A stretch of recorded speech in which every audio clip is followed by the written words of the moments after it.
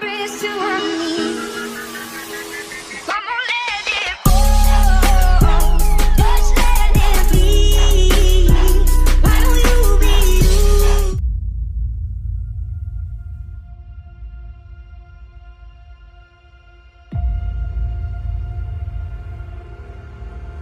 Assalamualaikum warahmatullahi wabarakatuh. Selamat berjumpa kembali dengan Henry YSR Channel, program yang khusus membahas tentang kisah atau perihal yang patut dan layak untuk diperbincangkan.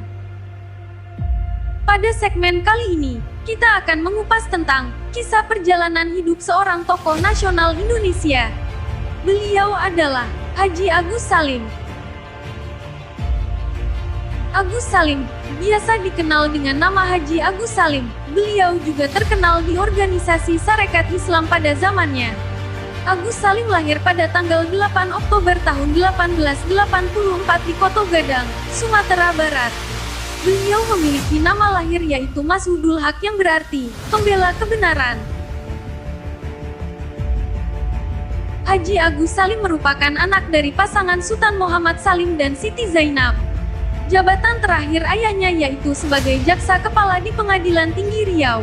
Pada tahun 1915, Agus Salim terjun ke dunia jurnalistik di Harian Neraca, sebagai redaktur 2 yang setelah itu diangkat menjadi ketua redaksi. Bukan hanya di dunia jurnalistik, Agus Salim juga mengawali karirnya di bidang politik pertama kali yaitu di Sarekat Islam atau SI bersamaan dengan Hos Cokro Aminoto dan Abdul Muiz.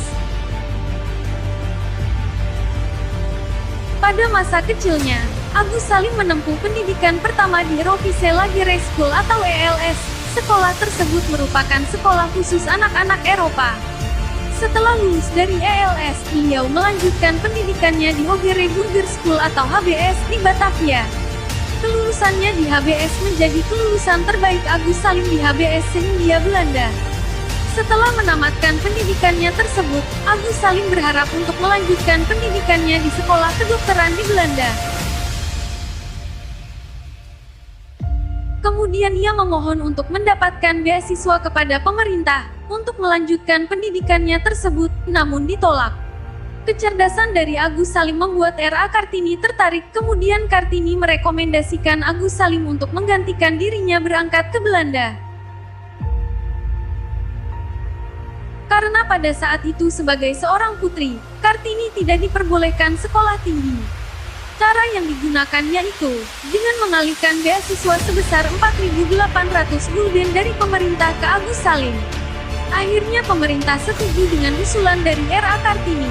Namun Agus Salim menolaknya, karena ia beranggapan beasiswa tersebut bukan dari usahanya sendiri, melainkan dari usulan orang lain. Dengan cara seperti itu, Agus Salim malah beranggapan bahwa pemerintah berperilaku diskriminatif. Pada tahun 1906, Agus Salim berangkat ke Jeddah, Arab Saudi untuk bekerja sebagai penerjemah konsulat Belanda di sana. Pada masa itu juga Agus Salim berguru dengan Syekh Ahmad Khatib untuk memperdalam ilmu agama. Syekh Ahmad Khatib merupakan paman dari Agus Salim. Kemudian pada tahun 1915, Agus Salim mulai terjun ke dunia jurnalistik di Harian Neraca sebagai redaktur 2. Seiring waktu berjalan, Agus Salim diangkat menjadi ketua di sana. Lalu Agus Salim juga terjun ke dunia politik, yang berawal dan tergabung dengan organisasi Sarekat Islam. Di sana ia juga bersama dengan Hos Cokro Aminoto dan Abdul Muiz pada tahun 1915. Agus Salim memiliki seorang istri bernama Zainatun Nahar pada tahun 1912. Kemudian mereka dikaruniai 10 orang anak dan 2 diantaranya meninggal. Berikut adalah nama anak dari pasangan Agus Salim dan Zainatun Nahar, yaitu Theodora Atia, Yusuf Taufik, Violet Hanifah, Maria Zenobia, Ahmad Syauket, Islam Basari, Abdul Hadi, Siti Asya, Zura Adiba dan Sidik Salim. Haji Agus Salim wafat pada tanggal 4 November tahun 1954, ketika usianya 70 tahun. Kemudian jenazahnya dikebumikan di Taman Makam Pahlawan, Kalibata, Jakarta. atas semua jasa yang telah diberikan untuk Indonesia. Haji Agus Salim diberikan gelar sebagai Pahlawan Nasional Indonesia pada tanggal 27 Desember tahun 1961, melalui Kepres nomor 657 tahun 1961. Nah, itulah sejarah singkat Haji Agus Salim. Kisah hidup beliau yang pantang menyerah dalam menggapai ilmu, bisa dijadikan motivasi yang positif untuk masyarakat masa kini.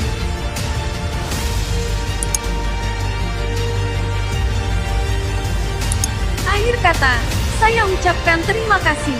Wassalamualaikum warahmatullahi wabarakatuh.